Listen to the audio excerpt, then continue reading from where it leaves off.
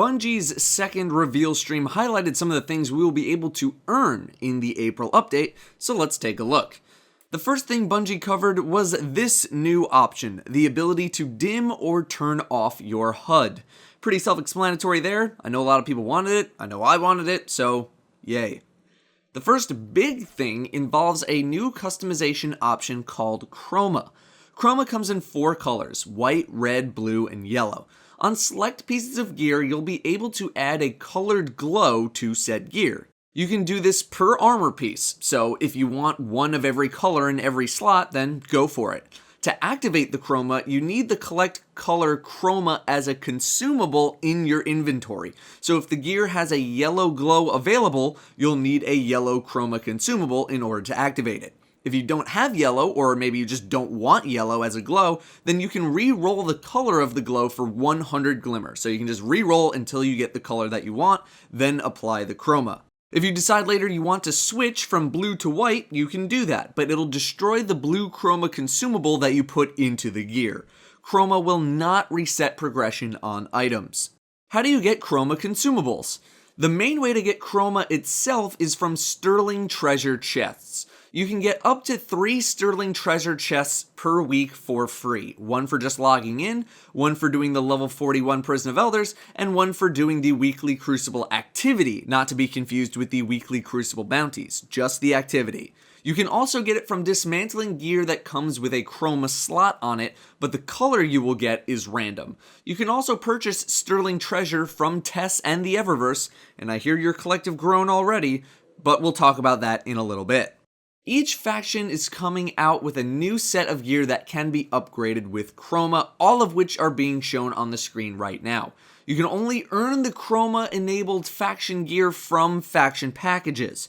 This might seem like a horrible idea given how annoying it is to rank up your factions, but with the April update, all faction reputation gains have been boosted globally, which is a very nice thing to hear.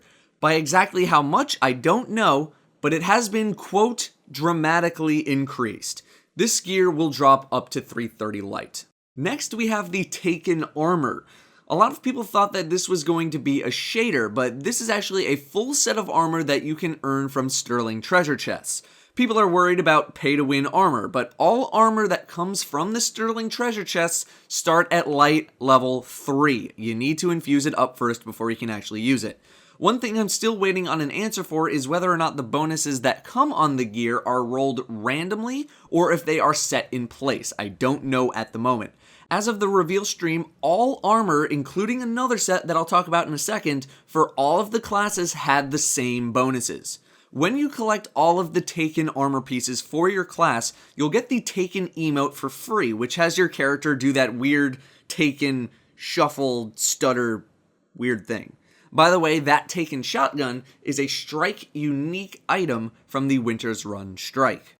Finally, each class gets their own set of armor that were designed specifically with the Chroma system in mind. All of these sets also coming from the Sterling Treasure and also starting at 3 light. This line of armor is called Spectre Armor. So, in total, every time you open a Sterling Treasure, you are guaranteed either a Taken armor piece or a Spectre armor piece. But then there are also other items that you can get in addition to armor. These items include class items, ships, a sparrow, the Chroma consumables themselves, and faction reputation boosters. These boosters will, well, they'll increase the amount of reputation you gain for 2 hours with that specific faction, Vanguard, Crucible, or House of Judgment. Like I mentioned earlier, you can buy these treasures from Tess. They cost 200 silver per box. But also, like I said, they start at 3 light, so you need to level them up first. Speaking of which, Infusion has gotten a rather nice buff in that it is now lossless. If you have a 280 legendary and are shoving a 330 item into that 280 will go straight to 330, no more percentage points to worry about.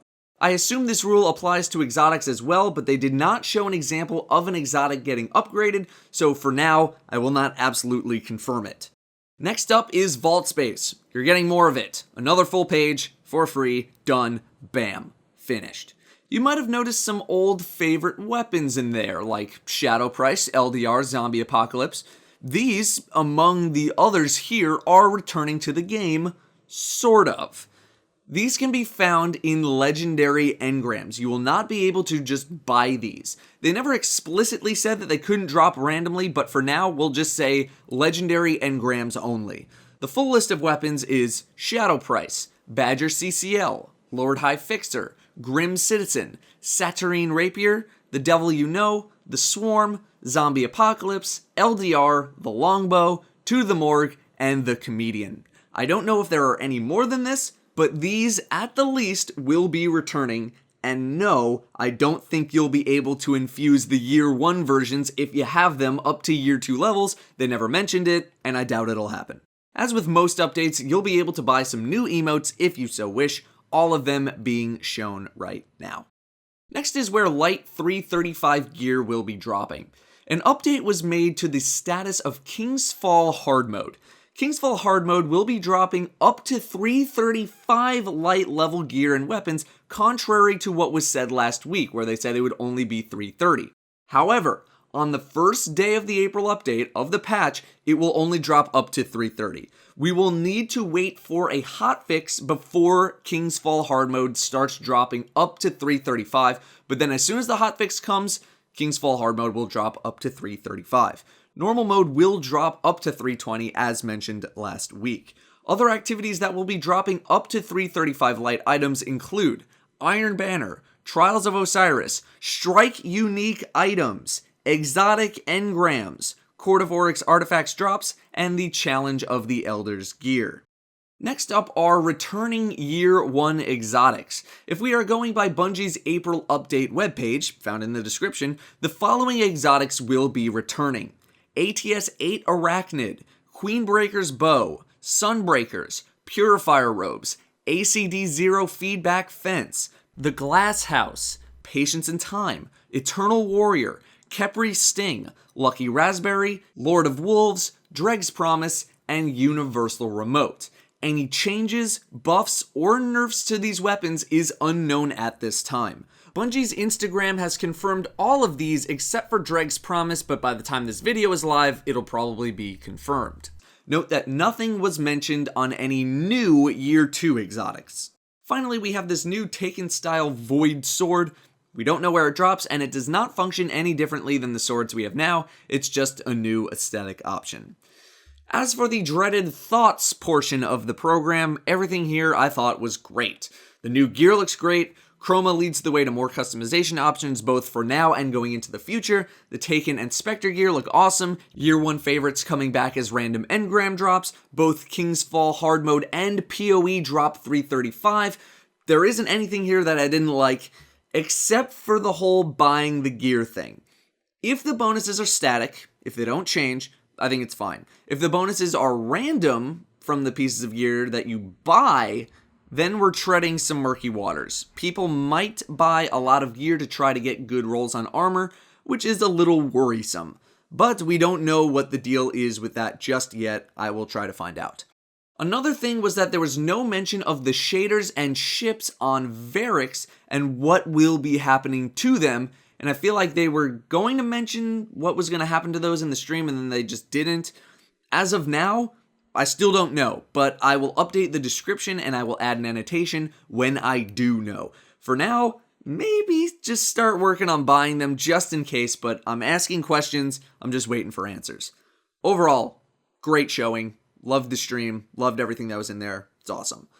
The final stream will be next week, which will talk about the sandbox and Crucible changes and balances coming to the April update, and I, of course, will be covering it.